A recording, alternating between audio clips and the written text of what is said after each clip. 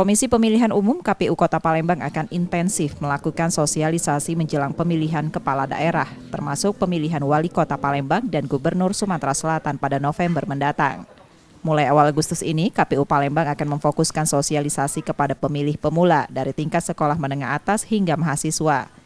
Selain itu, sosialisasi juga akan dilakukan di tingkat kelurahan. PPS dan PPK juga akan terlibat dalam sosialisasi di tingkat bawah.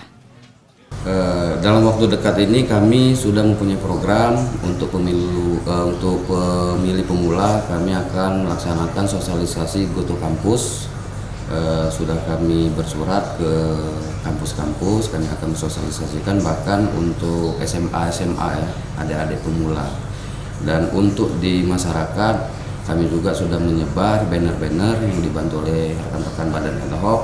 Di awal bulan ini Agustus kami akan sosialisasi ke tingkat kelurahan dan PPS, PPK itu akan mensosialisasikan ke tingkat-tingkat bawah, baik itu yang masuk gang-gang bahkan pasar-pasar. Kami akan menyebarkan brosur ataupun mengingatkan masyarakat hari Rabu tanggal 27 November 2024 itu adalah hari pemilihan atau pencoblosan kepala daerah, wali kota dan wakil wali kota Palembang.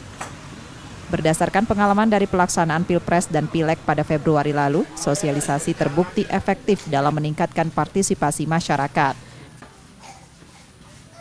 Nur Muhammad, Kompas TV, Palembang, Sumatera Selatan.